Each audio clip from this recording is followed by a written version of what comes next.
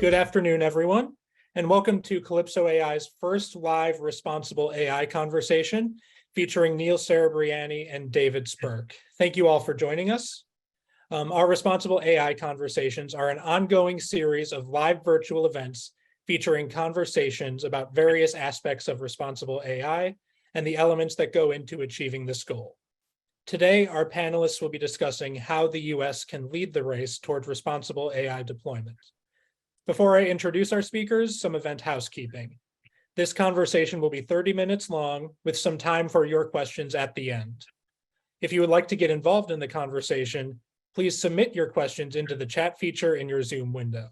We will circle back around to those at the end of the event. You have been placed automatically on mute, but if for some reason you find yourself unmuted during the webinar, please make sure you remain unmuted rather. Finally, we are recording this session today and will share it with all registrants post-events. Keep an eye out on your email inbox for the video. With that, I'd like to welcome Neil Serebryany and David Spirk, who will be having a conversation together on the global AI race and the United States' place within it. Neil Serebryany is the CEO of CalypsoAI, which has the mission of accelerating trust in AI through independent testing and validation. David Spirk is the former Chief Data Officer of the US Department of Defense and is Special Advisor to the CEO at CalypsoAI. At the DoD, David developed the Office of the Secretary of Defense's data strategy and led the standing up of the Chief Digital and AI Officer in the department. I'd like to thank both of them for joining us today, and with that, I will pass it over for Neil and David to get our conversation started. Thank you. Yeah, thanks so much for that, Matt. Really appreciate the introduction. Dave, it's great to be chatting today. Yeah, thanks, Matt. I appreciate the intro as well. And Neil, always a lot of fun to converse about AI with you and everybody on the team, in fact. So looking forward to the conversation, do we just want to, hit it off by maybe talking a little bit of, what we see as the current state of, US AI efforts in the world, what we see as things that are, going well, and what do we see as areas of improvement or gaps that are there right now? Yeah, no, if I could just jump in, I mean, I think what we're seeing, and you and I have previously talked about this. I know we're working actually on a piece that we're going to hopefully publish soon as well, topically around kind of the race to AI. I think what we're understanding, and we can use the crisis on the European plain, to underpin this, is increasingly we're finding dual-use technology, most of which are driven by data that are taking the forefront in conflict. We're watching the creative application of dual-use technologies. Whether we're seeing novel uses of automated drones, counter drones, but also decision-making tools that are speeding conflict and decisions and actions inside of it. I'm curious as to where you sitting really from that commercial side see us pushing on some blue water in particular, where things maybe are accelerating faster than you would have thought they would. And then on the backside of that, from a gaps perspective, I definitely want to get into something that's near and dear to Calypso's heart, which is independent testing, so that we can understand whether our model-driven capabilities are remaining performant in areas that we should probably be thinking about accelerating, and with who. Yeah, completely agree with you. I think there are a couple of macro factors that are right now. One is the focus on at least the rhetoric that we're hearing around trustworthy AI and secure machine learning models. Now, that isn't always actually translating to action right now, but at the very least, the rhetoric and the conversation sets the tone for action later on. So that's one area where I think we're seeing a lot of focus and a lot of attention right now. Two, I think, this growing realization that machine learning is not equivalent to exquisite sensors. Innovation will never be a occurring primarily in the defense sector. It's going to occur in completely differential contexts, and it's going to be incumbent upon everyone to be able to figure out, how do we take these technologies that have completely different applications and completely different contexts, and how do we securely and safely apply them to the mission of the warfighter? Yeah, sorry, just unmuted myself there. Yeah, no, I think as you look at that and you start to think about, you know, where we actively are seeing it, it's absolutely coming, you know, from the commercial market. You know, I think we would be fools to think that we're going to develop, you know, these novel AI ML capabilities inside the Department of Defense by ourselves. I know you and I have talked, you know, previously about some different books. You know, one of them being Freedom's Forge as an example of how we as a nation prepare ourselves for whatever the coming conflict might be, and the time that we have to do that. You know, what back in World War II, you know, very clearly was America's industrial base that allowed us to outproduce our enemies. And I think when we start talking about this technology, we start talking about kind of the new edge that we're pushing into. You know, it really is, are we partnering with the best vendors, the most forward-thinking vendors, you know, that exist, that are frankly national security treasures today, that allow us to really recognize the art of the possible. Inside the Department of Defense, I could tell you that I'm excited to see the moves that the CDAO is taking and the maturity with which that organization is growing and focusing on the data and making sure that we're getting our data organized in such a manner that we now have an ability to recreate, you know, testable, repeatable, trustable data workflows, so that as we, you know, find new opportunities and have new officers come in with creative ideas, you know, that exists today in ways that it didn't before. But we can't do that on our own. We're not going to, you know, rebuild things. I hear government off the shelf all the time. I kind of cringe every time I do, because one, that's not what the FAR tells us to do, and two, I understand increasingly from working with you and some other vendors, you know, just how powerful the opportunity of new technology that they're bringing to bear in the market is. Yeah, I think that's a really great point of view, and probably the right perspective here. One thing I'm always curious about, and you know, this is kind of going to the FAR, is when we think about buying new kind of machine learning models or even AI infrastructure, the FAR is not necessarily written for that, especially a lot of the DFAR clauses. How do you think about kind of IV&V as part of the procurement process? I know we're starting to see kind of an increased focus on that. Afrix just came out with AF Prime, which is their longer term effort to actually potentially, you know, test and validate as part of a long-term procurement process. How do you kind of think about the importance of that in this dual use context with, you know, a large number of non-traditional vendors who, you know, want to be part of the defense space and often have really unique technology? Yeah, I think that we're in a brand new space here, and you know, there's some pathfinding efforts that are continuing to show us, you know, A, where we have gaps and need to write new policy, and B, you know, where we have things that are actually inhibiting our ability to go faster. You know, in talking to John Turner, you know, who's now in the CDAO, really good friend and great colleague, and you know, one of the individuals that's on his team, Dr. Ken Brown, some months ago even, you know, we talked about a need to build a framework that has light guardrails that allows us to understand, you know, when we're incurring risk because we're not doing independent, you know, validation, and then how to also work it so we can do it persistently, you know, in kind of the workflow, in the stack that we need to bring to bear here. We didn't have a great answer.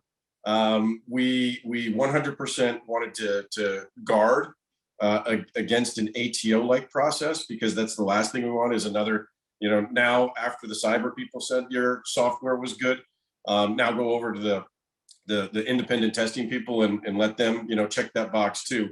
I think it needs to be more persistent as a part of the overall architecture, that we have an offering and a capability that allows, frankly, individuals at Echelon to make some of those calls on their own. And I think that's actually possible. We've previously talked, Neil, about the different kind of way we need to start thinking about commander's risk in this context. As we move from our R&E type efforts, as we move from hey, I wonder if I could, into actually production and operationalization, there's a threshold where we pass experimentation and start to think about the high consequence nature of these models, whether it's predictive analytics, whether it's prescriptive, whether it's automated actions. And I don't think we should be evaluating at OSD. I don't think I should have been evaluating at OSD. What Lieutenant General Donahue, as an example, measures as his risk factor and threshold, at the 18th Airborne Corps. What I think I need to do is set conditions so that he has the tools at his disposal and can give guidance to his team for how persistently he wants to monitor, those models that he has procured and is operationalizing his formation. And I think across Echelon, we probably need to start thinking about the proliferation of that capability and how to actually put it in play and start learning what right looks like. What are your thoughts there as far as the ability to scale, the ability to do that at Echelon? And if I could ask you real quickly, what about when we're disconnected from a cloud as we would know it today? Yeah, that's a really, really good point of view and a really good question. Fundamentally, the difference between software testing or cybersecurity testing and machine learning, both testing and security, is that model performance is not fixed. Model performance is based on the specific scenario that you're going to deploy your model into and the specific threats at that point in time. And I think that's the really unique distinction about machine learning, where perhaps the goal needs to be more around how do you inform someone about the risk?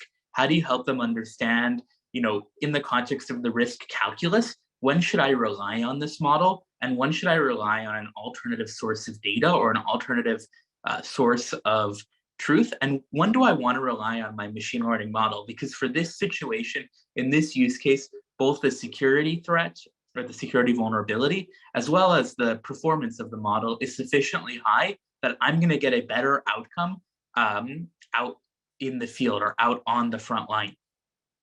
And so really the fascinating thing to me about, testing models as well as securing models is it's really a two-parted problem. You have the technical issues related to how do you actually test models as well as secure models in the unique context of the DoD, where A, oftentimes you don't have all of the training data that was actually used, and B, there's a great amount of variance in terms of deployment environments, even going back to the disconnected deployment environments as you've outlined them.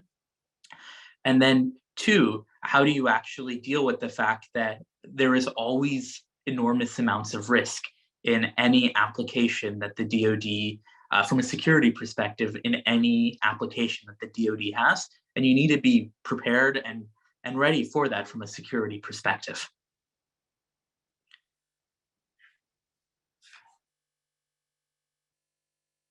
Hey, you're muted.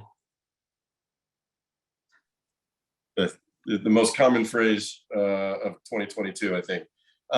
Dave, you're muted. But no, I honestly think you nailed a couple points there. But as we start to look at the proliferation of these, I do have some concerns that we're not moving fast enough in providing these tools for an increasingly fluent set of domain experts at Echelon to go ahead and begin, making those evaluations themselves and actually measuring whether they're making progress or not. Increasingly, we're seeing people have good ideas and start to put those ideas in play. But absent a more urgent move into, I think, what, the CDAO, Jane Pinellas and the team, with the DepSecDef support, are calling responsible AI. Absent funding some of these initiatives, I really do believe we're beginning to incur risk today at a national level that we haven't understood. Using computer vision models to detect, people, cars, and animals, in a counterterrorism, type scenario is one thing. But as we start to move models higher up in our stack against higher order problems, where we have more technically savvy competitors, I worry that there's a stratagem there, that we could be surprised, and that surprise wouldn't be at a time that we're ready for it. Where do you think we are inside the national security sector in terms of, I think, being apprised of exactly what that challenge is and how frail some of these models that vendors are currently selling to the government and that we're operationalizing are? Yeah, so really a couple of things here. One, inaction is probably a greater risk than action here. And that's really driven by two factors. Factor number one is the fact that some of our, both competitors as well as peers from a nation state perspective are acting now and are acting quickly. And two, that they're developing processes to be able to incorporate all of the advances that the private sector is making from a machine learning development perspective. And they're funding processes to secure their models and test and validate their models as part of that, as part of a cohesive strategy with the top level understanding that action is far better from a national defense perspective than inaction, and the risks are far higher. On that note, Dave, how do you kind of think about, perhaps what some of our, Five Eyes partners are doing, as well as, perhaps from kind of a state of, the art perspective, what some of our competitors are doing or thinking about today? Yeah, no, I can tell you that it's been fun staying in touch with some of our Five Eye partners. I think about Carolyn Bellamy, the UK mod CDO, and a great friendship we were able to develop, over the couple of years that I was at OSD, and have continued to stay in touch and communicate. They are 100% thinking about, what is going on in Ukraine, watching the leadership from the UK and how they're interacting and what they're talking about and how they are helping, a much smaller, less well-funded, and less mature force, really hold the Russian bear at bay. It's by using data-driven technology. But what I can tell you is I'm still not seeing the commensurate level of investment in independent testing and validation. That's not a criticism. I'm not finding that narrative often enough where I think we should be. I think it goes to a point you made we can't go slow. We have to field these technologies, and we know that the only way to do it is in the operational formation. You can't just do something in a lab and expect it to very cleanly pop into a production line and there it goes. It stays messy. It always is maturing. But if we don't begin to increasingly put that independent testing capability alongside those operational deployments, we're not going to have that same maturation of the capability in our Five Eyes partners, decision-making processes. So I think we're not going to have the same pace of maturity, thereby a lagging independent testing capability, that matches the speed of decision-making in the battle space. So I do worry a little bit there. But I think, with the increasingly data fluent force, we're going to have more people asking, if not demanding, the capability alongside it. shouldn't be lost on anybody that not only is it to make sure that we understand where a model's performing well live in our formation, but frankly, just so that we know if what we're buying actually works and will work in the environment that we're going to be employing it. Do you have any differences of opinion there? Do you think that we're maturing at the same rate, or do you think there is a gap, Neil? Yeah, you're a hard guy to disagree with, but at the highest level, what I think it really comes down to is the fact that, testing models actually has three really significant impacts. One, you can actually make sure that the technologies you're acquiring, the models that you're using, actually work. And that has two benefits. Benefit number one, you're going to spend dollars in a more effective way. Benefit number two, you're going to get the result that you're aiming to get. Two, from an operational perspective, you're now going to create and set the conditions that allow for machine learning models to be used in operational conditions and to be helping the mission.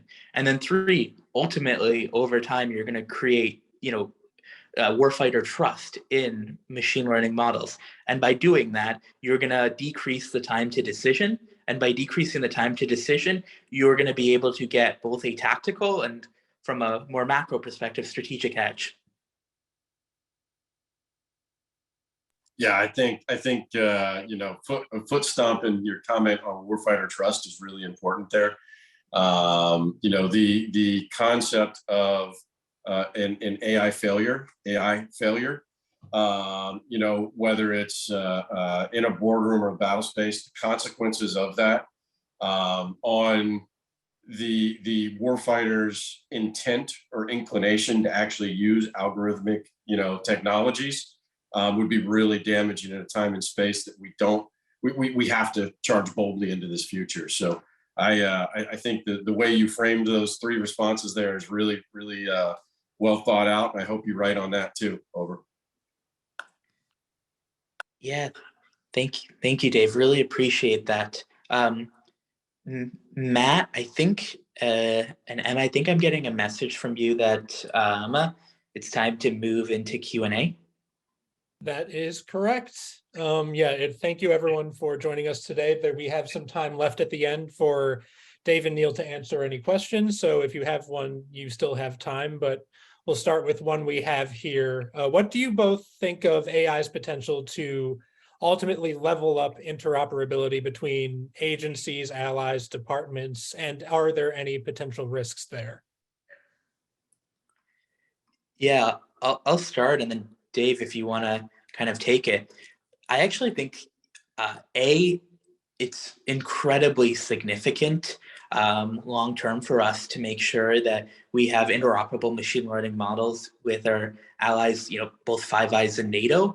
And in that context, making sure that folks can't, take training data out of the model, can't invert the model is a really key part of that, because you want to share capability, but you don't want to inadvertently share data along the way. And I really think that's where, rigorous testing and security processes for your machine learning models come in as really that enabler to enable cooperation. Yeah, I think you nailed it there. And Neil, I know you focused on allies and partners and our Five Eyes, but even inside, the U.S. government, across agencies, whether it's the Department of Defense, the intel community, or with the State Department. I remember talking to Dr. Gravis, the State Department CDO, on a regular basis about how we can use some of the automated ability to share data in new and unique ways that previously it wasn't a cultural barrier. It was honestly a technological barrier that didn't allow us to present in a trusted manner our data to the Department of State or their data back to us. I think leveraging some of these automated technologies where we can really start breaking data down at a metadata level and sharing the components of that across different networks and sharing platforms, that it is the future. And I think that to Neil's point, having an ability to go down to the datum level and say, I understand, what this is, where it came from, and why the State Department can trust it as much as I do is going to be an important, traceability factor that we're going to need companies like Calypso to help us continue thinking through and advancing. Thank you both very much. We did get one question. We did get a new question in regarding the updating of the Autonomy in Weapon Systems Directive. How have you both viewed that update, and how closely are you watching that? And if you have general thoughts on that topic in general, because obviously as we talk about AI in these applications, that's going to continue to be a hot topic for a very long time. Yeah, if I could start, Neil, and then I'll pitch it over to you. Look, I regularly talk about AI ethics. I have a good friend, Hessie Jones. She's actually a Canadian researcher and publisher topically on this. And I still remember when I was at SOCOM, I read an article that she wrote, and I had my team, I said, I don't know who this person is. Go get her on the line. I want to talk about this to make sure I'm thinking through every angle of the concerns. And all those concerns are valid. But I remember, again, having a separate conversation with Bob Work, the former Deputy Secretary of Defense, and he and I both kind of landed on the same point of, we're, first of all, not talking about killer robots, right? But, when we start talking about the ethics of using artificial intelligence, in our warfighting systems, I typically pivot to, I think it's unethical not to use them.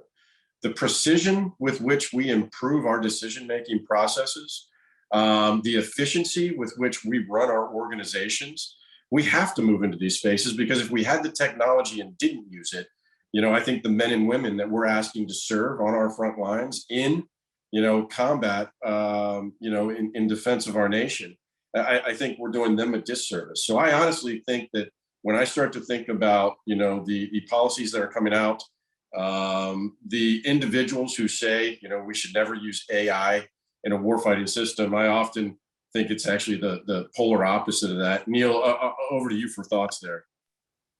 Yeah, I couldn't agree more with you. The more precise we're able to be from a warfighting perspective, the better for all. And that's been true for time itself, really, as long as the history of modern organized war. And I think that remains true today in every single function. Thank you both very much. One more quick question we can ask about here that came up is, you mentioned it in a previous comment around not only securing training data, but securing our models generally is very, very important. And as AI adoption accelerates around the world, so will, the complexity of attacks. So if you both have thoughts or takeaways on, those attacks, those risks, and how important it is to secure our systems against these risks. Yeah, if I could, I'll jump in, and then Neil, I'm going to hand it over to you to hopefully knock this one out of the park from a really technical perspective, if you want to. But I think again, like everything, we're increasingly becoming aware of how important this is, and the traditional cyber cyber protect conversation isn't enough topically here, because that's not what we're talking about. Now we're talking about defending our software, which is constantly growing, developing, and improving in our operational formation. It's not kind of securing a network. It's not, blessing something and then saying it's good to go somewhere. It's understanding how, when, where, and why it will remain performant. And increasingly, I think there's going to be a need to begin developing with an industry partner of how we put a package around that model to even, kind of blanket and control any actor that wanted to modify its performance, when it makes contact. Neil, over to you. I know we've had a lot of conversations topically on this one, and you have some pretty strong opinions. Yeah, it's really all about your end-to-end security posture. And it starts with what are the vulnerabilities? What are you concerned about? And how are you actually going to apply your machine learning model? At that point, it becomes around what is the right model as part of your model selection process for a specific application? And then how do you actually make it more robust against a real world condition, against the conditions you're going to deploy into, and make sure that it's secure against some of the most common attacks that you're thinking of, and then all the way into your model actually being deployed. How do you make sure that there is a set retraining schedule, there is a set process for actually revalidating and retesting the model, because models degrade, and then making sure that you have the capability and you have the ability to test as well as secure all along the life cycle of that model. It's really an end-to-end journey from a modeling perspective, and a journey that needs to be taken if we want to reach our end state objective, which is models deployed across the formation effectively as well as securely. Great. Thank you both very much today for joining us and providing your insights. If you have any final comments before we wrap up, I can give the floor to either Neil or David one more time. Yeah, thank you very much, Matt. And Emma here for all the hard work and organizing. And thank you to our audience for listening in. Yeah, thanks, guys. I really had a lot of fun. Great. All right. And yeah, thank you both, of course, for joining us. And as Neil said, thank you to Emma Fortune, who's been behind the scenes manning the controls for us this afternoon. She did a great job putting this together. And thank you for everyone for joining us. As I shared at the beginning of the event, we will be sending a recording of today's conversation to your email over the coming days. In addition, following this event, a survey will pop up for you to complete. We would appreciate you providing us your feedback to help us plan future responsible AI conversations and ensure we are having discussions that are meaningful to you. Also, please follow CalypsoAI on LinkedIn, where we post all our latest news and content. If you have any questions following this conversation, you can reach out to marketing@calypsoai.com. And that is that. Thank you once again to everyone for joining us, and have a great rest of your week.